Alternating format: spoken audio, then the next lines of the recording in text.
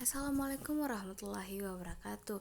Yang terhormat Ibu Dian Rizky Pangestu sebagai dosen pengampu mata kuliah Hukum Bisnis Islam.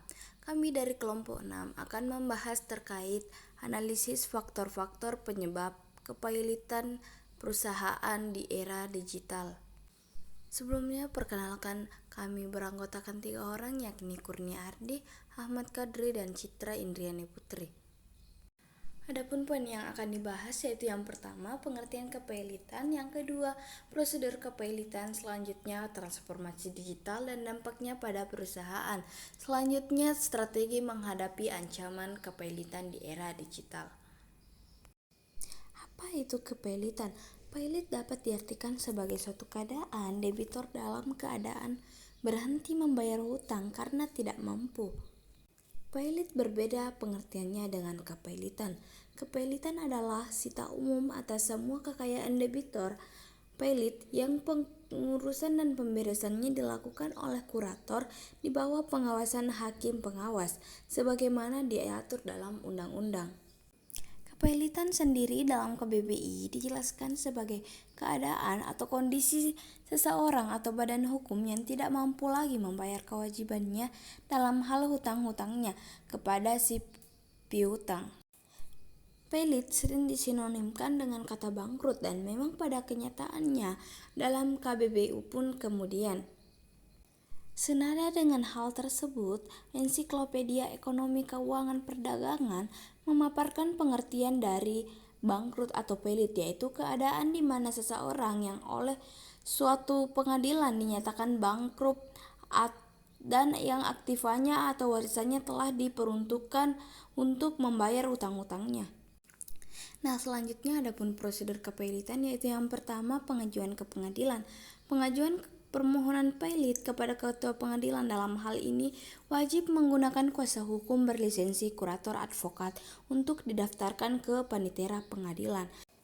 Yang kedua yaitu penyampaian pernyataan permohonan pailit. Panitera menyampaikan permohonan pernyataan pailit kepada ketua pengadilan paling lambat 2 hari setelah tanggal permohonan didaftarkan. Hari sidang akan ditetapkan dalam jangka waktu 3 hari setelah tanggal permohonan didaftarkan. Yang ketiga yaitu sidang pemeriksaan permohonan kepailitan. Sidang pemeriksaan akan dilakukan dalam jangka waktu paling lambat 20 hari setelah tanggal permohonan didaftarkan.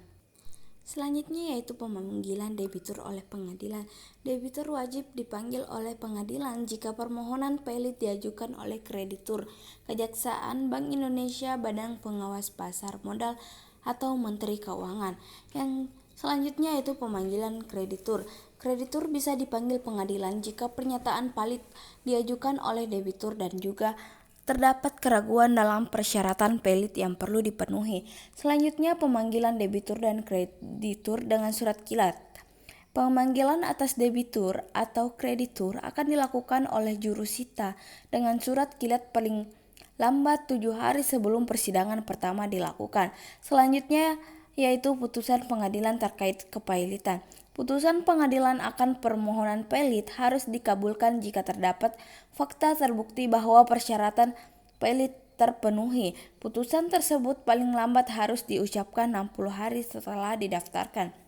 Selanjutnya yang terakhir yaitu pembacaan putusan. Pertimbangan hukum yang mendasari putusan atas permohonan pernyataan pailit tersebut harus termuat secara lengkap di dalamnya. Putusan tersebut juga harus memuat pendapat majelis hakim yang harus diucapkan dalam sidang terbuka untuk umum dan dapat dilaksanakan terlebih dahulu sekalipun ada upaya hukum atas putusan tersebut. Selanjutnya yaitu transformasi digital dan dampaknya pada perusahaan. Yang pertama yaitu meningkatkan efisiensi. Meningkatkan efisiensi dalam berbagai aspek bisnis seperti produksi, pengiriman, dan manajemen stok. Yang kedua yaitu meningkatkan inovasi. Mengembangkan produk dan layanan baru dengan lebih cepat dan efektif. Yang selanjutnya yaitu meningkatkan layanan pelanggan. Meningkatkan customer experience dan memperluas pasar dengan mudah. Yaitu selanjutnya menimbulkan tantangan baru. Perubahan dalam bisnis yang disebabkan oleh dampak transformasi digital dapat menimbulkan berbagai tantangan baru bagi perusahaan.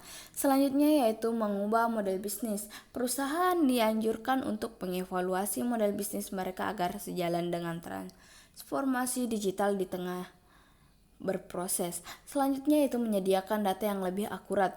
Transformasi digital memungkinkan perusahaan untuk mengumpulkan dan menganalisis data yang lebih akurat, cepat, sehingga dapat membantu perusahaan dalam pengambilan keputusan.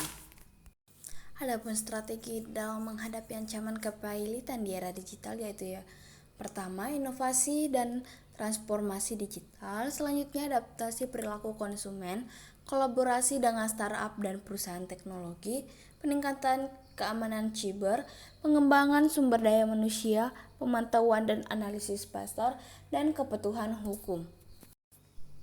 Itulah tadi pembahasan materi dari kelompok kami, yakni mengenai analisis faktor-faktor penyebab kepailitan perusahaan di era digital.